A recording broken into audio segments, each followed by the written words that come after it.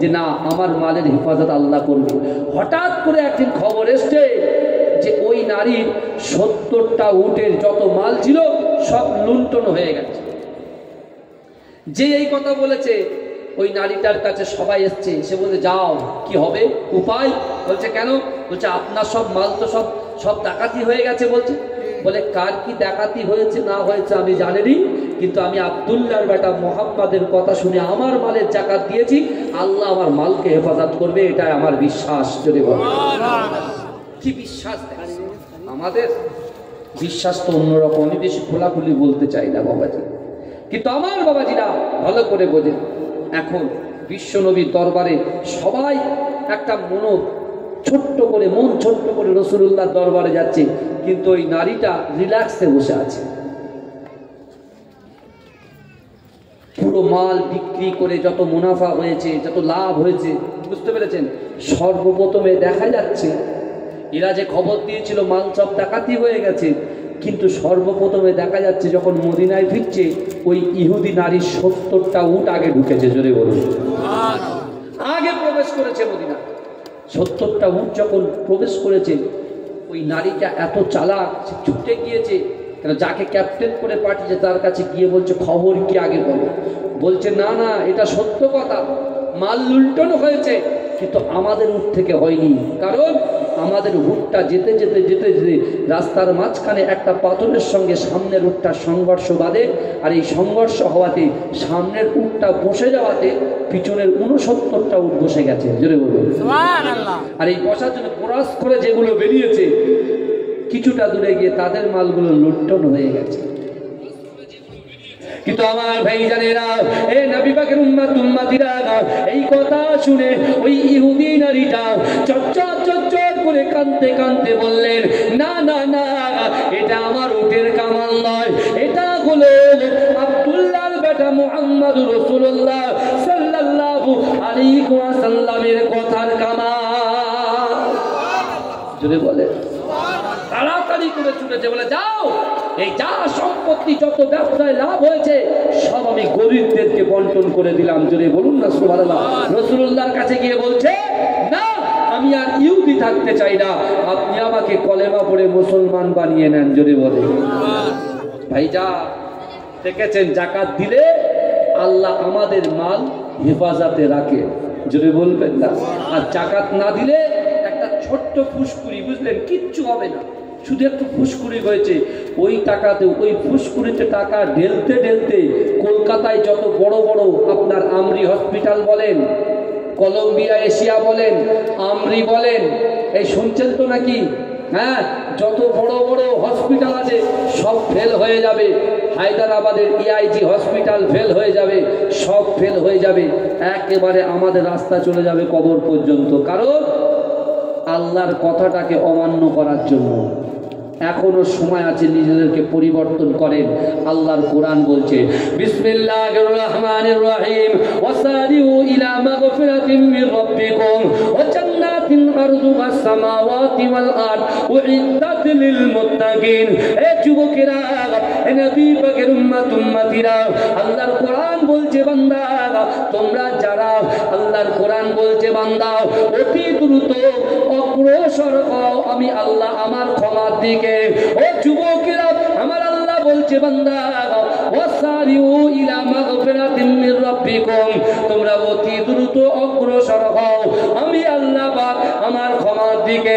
ব্যবসা ছেড়ে, এমন করে দোকানদারি ছেড়ে, এমন করে কাজকর্ম, দুনিয়ার কাজকর্ম ছেড়ে দিয়ে শরিয়াতের কথা চিন্তা করে, আখিরাতের কথা চিন্তা করে, কবরের কথা চিন্তা করে, ও বান্দা তোমরা অতি দ্রুত, যত তাড়াতাড়ি সম্ভব, অতি দ্রুত সম্ভব আমি আল্লাহ ক্ষমার দিকে এগিয়ে এসো। যদি বলেন না, আজকে যে জায়গায় আমরা বসেছি জায়গায় ক্ষমা আছে না নাই? কথা বলে এই জায়গায় ক্ষমা আছে। আর আল্লাহ বলছে বান্দা দাঁড়াও, তোমরা জান্নাতের বাগানে তো প্রবেশ করেছো, তোমরা জানো জান্নাতটা কত বড়? তোমরা জানো জান্নাতটা কত বড়? আল্লাহ বলছে বান্দা আসমান জমিনের মিডিলে যতটা ফাঁকা জায়গা আছে, এই ফাঁকা জায়গা শুরু একটা জান্নাত। জোরে বলুন যদি বলা যাবে না। আল্লাহ বলছেন বান্দা তোমরা ক্ষমার দিকে আসলে, শুনছেন তো নাকি? তোমরা ক্ষমার দিকে এসে বসলে, জান্নাতের বাগানে ক্ষমা আছে, তোমরা বসলে, জান্নাতটা কত বড় সেটাও শুনলে। বান্দা জান্নাতে প্রবেশ করবে কারা সেটা শুনবে না। আল্লাহ বলে দিলেন বান্দাকে এতটাই ভালোবাসে, আল্লাহ বলছে বান্দা উইদ্দাত লিল মুত্তাকিন, যারা মুত্তাকি হবে, হ্যাঁ পরেজগার হবে, আল্লাহকে ভয় করবে, তারাই জান্নাতে যাবে। জোরে বলে, জোরে হবে না, জোরে হবে না সুবহানাল্লাহ। এই আমার রাসূল যখন কাবা শরীফের পাশে কোরআন তেলাওয়াত করেছিল, এই যুবকেরা বিশ্বাস করেন, উরওয়া ইবনে মাসউদ খুব সুন্দর কবিতা লিখতেন এবং খুব সুন্দর কবিতা পাঠ করতেন।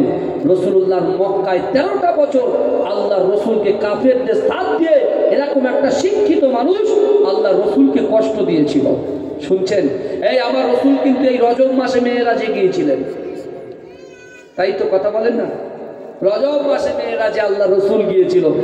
ভালো করে বুঝবেন বাবাজি, বিশ্ব নবী রাসূল সাল্লাল্লাহু আলাইহি ওয়াসাল্লাম মেরাজ যখন গিয়েছিলেন, এ যুবকেরা আল্লাহর কোরআন বলছে সুবহানাল্লাযী আসরা বিআবদিহি লাইলাম মিনাল মাসজিদিল হারাম ইলাল মাসজিদিল আকসা, অর্থাৎ হারাম শরীফ থেকে বাইতুল মুকাদ্দাস, বাইতুল মুকাদ্দাস থেকে রাসূল যখন পৌঁছালেন, এই বাইতুল মুকাদ্দাসটা হচ্ছে আমাদের প্রথম কিবলা।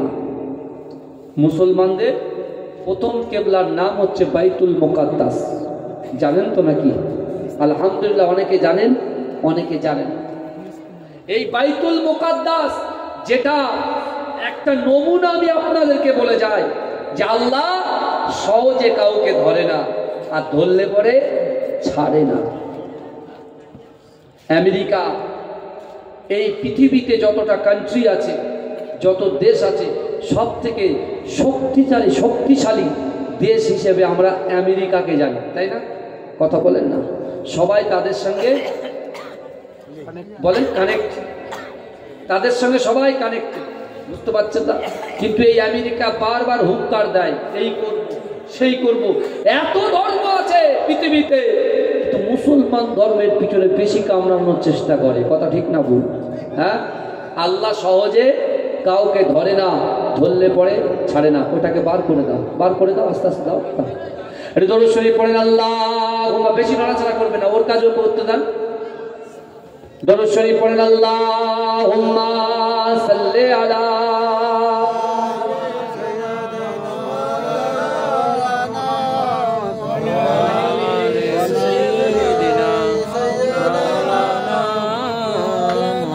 আমার বাবাজিরা। এই আমেরিকা বারবার হুঙ্কার দেয়, আর এই আমেরিকা কি করে জানেন? এই ফিলিস্তিন অর্থাৎ বাইতুল মুকাদ্দাসের ওই এরিয়াতে যত মুসলমান বসবাস করে তাদেরকে কতল করার জন্য, তাদেরকে উচ্ছেদ করার জন্য, বুঝতে পেরেছেন, নানান রকম সাজিশ, অর্থ, সম্পদ, বুদ্ধি সব ওরা ওদেরকে দিয়ে, কাদেরকে দেয় বলেন তো? ইসরায়েলদেরকে দেয়। ইসরায়েলদেরকে দিয়ে ওদেরকে, অর্থাৎ যারা কালেমা পড়নেওয়ালা তাদেরকে সাইজ করার চেষ্টা করে। কিন্তু আল্লাহর কোরআন বলছে বান্দা তুমি ভয় করবে কাকে? দুনিয়ার এমপি, এমএলএ, দুনিয়ার কোনো মানুষ, রাজা, বাদশাকে তোমরা ভয় করবে? আল্লাহ বলে দিলেন কাকে ভয় করতে হবে। মা ভালো করে শুনে নেন, কারণ আপনি মুসলমান, এই মুসলমানিত্ব হচ্ছে আমাদের সব থেকে বড় সম্পদ। জোরে বলে, সব থেকে বড় সম্পদ। না, আল্লাহর কোরআন বলছে বান্দা ইয়া আইয়ুহাল্লাযীনা আমানু তাকুল্লাহ ওয়া কুনু মা'আস সাদিকিন। আল্লাহ বলছে বান্দা তোমরা আমি আল্লাহ, আমাকে ভয় করো। জোরে বলে, এই দুনিয়াতে কাকে ভয় করতে হবে? আল্লাহকে ভয় করতে হবে। পারবেন তো ইনশাআল্লাহ? কেউ যদি আমাদের দাড়িটা এইভাবে ধরে, কেউ যদি বলে তোকে আমি 3 কোটি টাকা দেব, তো ঈমানটা ছেড়ে আমাদের ধর্ম গ্রহণ কর, আমরা করে নেব? এই কথা বলেন, করে নেব? কেন আল্লাহর কোরআন বলছে বান্দা বিসমিল্লাহির রহমানির রহিম ওয়াসারিউ ইলা মাগফিরাতিন মির রাব্বিকুম ওয়া জান্নাতিন আরদুহাস সামাওয়াতি ওয়াল আরদ উইদ্দাত লিল মুত্তাকিন। আল্লাহ আবার বললেন বান্দা আহাসিবান নাস ওয়া ইতরাকু আইয়াকুলু আমান্না ওয়া হুম লা ইফতানুন। আজ শুনছেন তো নাকি? আল্লাহর কোরআন বলছে, বান্দা তোমরা যারা ঈমান এনেছো, আমার মায়েরা যারা পর্দায় বসে আছে তারা ঈমান এনেছে না আনেনি? কথা আমরা যারা এখানে বসে আছি আমরা ঈমান এনেছি না আনিনি? কথা বলেন। আমরা ঈমান এনেছি। তা আল্লাহ আমাদেরকে বলছে, তোমরা যারা ঈমান এনেছো তোমরা কি মনে করো আমি আল্লাহ তোমাদেরকে ছেড়ে দেব? অহুম লা ইফতানুন, আমি আল্লাহ কি তোমাদের পরীক্ষা করব না? তা আল্লাহ 5টা বিষয় আমাদের পরীক্ষা করবে। কটা বিষয়? একজন মুমিন ব্যক্তি যদি সঠিক মুমিন হয়, এই 5টার ভিতরে যে কোনো একটা আল্লাহ পরীক্ষা করবে করবে করবে। তার দলিল আল্লাহর পবিত্র কোরআন। যদি বলুন, এক, আল্লাহ মানুষের ভয় দিয়ে পরীক্ষা করবে। আমরা মাঝে মাঝে ভয় পেয়ে যাই, এই ভয় কিন্তু ঈমানের বড় দুর্বলতা। বুঝতে পেরেছেন? আল্লাহ ভয় দিয়ে পরীক্ষা করবে। অনেকে ভয় পায়, নিজে আত্মতুষ্টিতে ভোগে। কথা ঠিক না ভুল?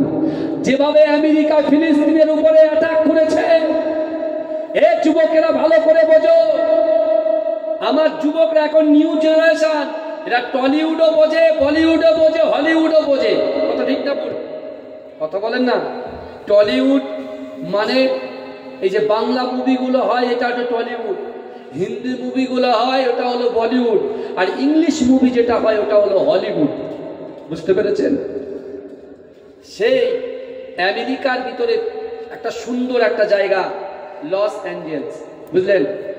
এই জায়গাতে ওই হলিউডের হলিপাড়ায় আল্লাহ দাবানল দিয়ে এমনভাবে আমেরিকাকে আল্লাহ সাইজ করছে, ৭৫,০০০ ট্রান, ৭৫,০০০, আর উপরে তো আপনার জলবায়ু থেকে শুরু করে সব কিছু চালিয়েও তারা আগুনটাকে নেভাতে পারছে না।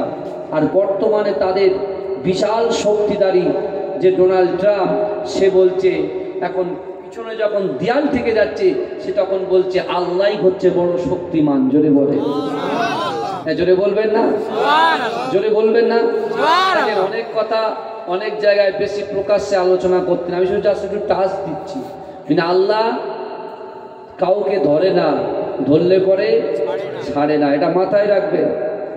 এ যুবকেরা, আল্লাহ বলছে যারা ঈমান এনেছো তোমরা কি মনে করো যখন ইচ্ছা নামাজে যাবে, যখন ইচ্ছা নামাজ ছাড়বে, যখন ইচ্ছা পর্দা করবে, যখন ইচ্ছা পর্দা ছাড়বে, যখন ইচ্ছা হালাল ব্যবসা করবে, যখন ইচ্ছা হারাম ব্যবসা করবে, যে কোনো একটা জিনিস ধরতে হবে, দুনালায় পা দিলে মাঝখানে হাবুডুবু খেতে হয়।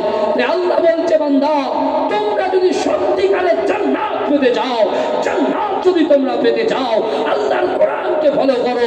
আর সেই কোরআন বলছে ওয়ালিমান খাফা মাকামা রাব্বিহি জান্নাতান। আল্লাহ বলছে, বান্দা কাল কিয়ামতের মাঠেতে, কাল হাসরের মাঠেতে আমি আল্লাহর সামনে দাঁড়ানোকে যে ভয় করবে, আমি আল্লাহ তাদেরকে 2টো জান্নাত পুরস্কার দেব। জোরে বলবেন না? কোরআনের আয়াতগুলোকে বোঝার চেষ্টা করে বাবাজি, বিশ্বাস করে। আবু জেহেল কোরআন শুনেছে জাহান্নামের আগুনে জ্বলছে, আবু লাহাব কোরআন শুনেছে জাহান্নামের আগুনে জ্বলছে, আর আবু বকর সিদ্দিক কোরআন শুনেছেন দুনিয়ার উপরে আল্লাহ আসমানের নিচে জান্নাতের সার্টিফিকেট ধরিয়ে দিয়েছে। জোরে বলে, ভালো করে বুঝতে হবে কারণটা কোথায়। আল্লাহর দয়া সম্পর্কে আমরা অবগত নই। আল্লাহর দয়া কি? আপনি মানুষের কাছে ভুল করবেন, ও ভুলও মাপ নাও করতে পারে, যত পর্যন্ত সে মাপ না করবে আপনি কিন্তু জান্নাতে ঢুকতে পারবেন না। ও নামাজ রোজা আপনার জান্নাতে নিয়ে যেতে পারবে না। হক সবাই আদায় করতে হবে। কি বোঝা যাচ্ছে আমার কথা? কথাগুলো বোঝা যাচ্ছে তো? হ্যাঁ, আল্লাহ পাক ভয় দিয়ে পরীক্ষা করবে। ভয় কি? ভয় যত দুনিয়াতে যত গুনার কাজ আছে, সেই কাজগুলো কি করলে, সেই গুনাহগুলো করলে কি সাজা আছে, সব আল্লাহ পাক আমার দয়ার নবীকে মেরাজের রজনীতে দেখিয়েছেন। এই মোটা একটা কিতাব আছে, এই কিতাবটার নাম হচ্ছে বেহেশতি জীবন, নহমির ক্লাসে পড়ানো হয়। বুঝতে পেরেছেন? উর্দু, এরা মোটা কিতাব। নহমির সোম চাহারম মিজান নহমির আবাসিক প্রতিষ্ঠান আমরা যখন তেতুলিয়া, আবু জাফরিয়া, সিদ্দিকিয়া, খারিজিয়া মাদ্রাসায় পড়তাম, আমাদের ওস্তাদ ছিলেন মুফতি আমানুল্লাহ হুজুর। তিনি এই বেহেশতে জিয়ারটা পড়াতেন। বুঝতে পেরেছেন? মেরাজের ঘটনা প্রথমেই এসছে সেখানে। এই যে বিষয়টা আছে, একটা জিনিস আমাদের মনে রাখতে হবে বাবাজি, আমরা যখন শুনছি নামাজ না পড়লে গুনাহ, রোজা না রাখলে গুনাহ, মা বাপকে কষ্ট দিলে গুনাহ, স্ত্রীকে কষ্ট দিলে গুনাহ, স্বামীকে কষ্ট দিলে গুনাহ, গালাত গালাত পিকচার ভিডিও দেখা গুনাহ। এই যে গুনার ভয় যদি আপনার অন্তরে না থাকে, গুনার ভয় যদি আপনার অন্তরে না থাকে, এ যুবকেরা ভালো করে বোঝেন, তাহলে আল্লাহর ভয় আপনি বুঝবেন না। আর আল্লাহকে যদি সত্যিকারের ভয় করতে পারে, তাহলে এই গুনার কথা আপনি ভুলে যাবেন। জোরে বলুন না সুবহানাল্লাহ। গুনার কথা ভুলে যাবেন। আপনি দেখেন, আল্লাহ ভয় দিয়ে পরীক্ষা করবে। আপনি দেখুন, আপনি কিতাবগুলো খোলেন, আমিরুল মুমিনিন হযরত ওমর ফারুক রাদিয়াল্লাহু তাআলা আনহু, এই শুনছেন, আমিরুল মুমিনিন হযরত ওমর ফারুক রাদিয়াল্লাহু তাআলা আনহুর সঙ্গে রোম সম্রাটের একটা যুদ্ধ বাঁধে। কোন সম্রাট বললাম? রোম সম্রাটের সঙ্গে একটা যুদ্ধ বেঁধে যায়। আর এই যুদ্ধের প্রতিনিধি হিসাবে একজন যুবককে পাঠিয়েছিলেন, যার নাম হচ্ছে হযরতে হুযাফা রাদিয়াল্লাহু তাআলা আনহু। জোরে বলুন না সুবহানাল্লাহ।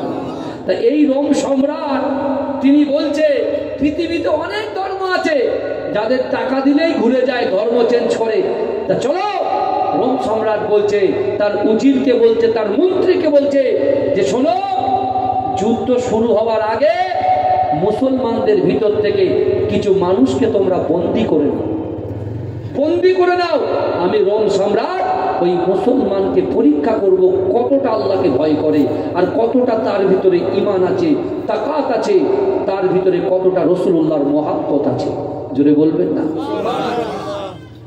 কিরকম দেখেন, ও পরীক্ষা করবে আগে, মুসলমানদের সঙ্গে লড়াই করার আগে আগে পরীক্ষা করার চিন্তা করেছে। আমার ভাই জানেরা, হে নবী পাকের উম্মত উম্মতিরা, হে নবী দেওয়ানারা, ওই রোম সম্রাট কিছু লোক দলবল পাঠিয়ে দিয়ে মুসলমানদের ভিতর থেকে কিছু যুবককে হাইজ্যাক করে নিয়ে গেল। এ যুবকেরা, হে নবী পাকের উম্মত উম্মতিরা, রোম সম্রাট একদম সিংহাসনে বসে আছে, আর এই মুসলমানের ভিতর থেকে ওই যুবকগুলোকে আস্তে আস্তে আস্তে আস্তে রোম সম্রাটের দরবারে হাজির করা হলো। এ যুবকেরা, হে নবী পাকের উম্মত উম্মতিরা, ওই রোম সম্রাট চিৎকার দিয়ে বলল, কে আছো বলো মুসলমানদের ভিতর থেকে? এই যুবকগুলোর ভিতরে নেতাকে, এতগুলো যুবকের ভিতরে কে নেতা? এ যুবকেরা সাথে সাথে হযরত হুযাফা রাদিয়াল্লাহু তাআলা আনহু নিজে দাঁড়িয়ে গিয়ে বলছে, এই রোমের সম্রাট, না না না, তুমি আঙুল দেখিয়ে কথা বলো না। এই এতগুলো যুবকদের ভিতরে আমি হলাম এদের নেতা। কোনো ডর নেই, কোনো ভয় নেই, নিজে দাঁড়িয়ে গেছে। জোরে বলুন না সুবহানাল্লাহ। বলছে আমি হচ্ছি নেতা, কি আছে বলো। রোম সম্রাট তো প্রথমে চমকে গেছে, বলে এত বড় আমার রাজ দরবার, যে দরবারে মানুষ ঝুঁকে কথা বলে, আর গোটা 50 জন যুবকদের ভিতরে একটা যুবক দাঁড়িয়ে বলছে 50 জনের নেতা, সে আবার এত হুঙ্কার দিয়ে বলছে। রোম সম্রাট ওকে বলছে, এভাবে হবে না, তাকে ভালোবেসে তার ঈমানটাকে ছিনিয়ে নিতে হবে। এই বুঝতে পারছেন, দাড়ি থাকবে, টুপি থাকবে, জুব্বা থাকবে, ঈমান কিভাবে বেরিয়ে যাবে আপনি বুঝবেন না। কারণ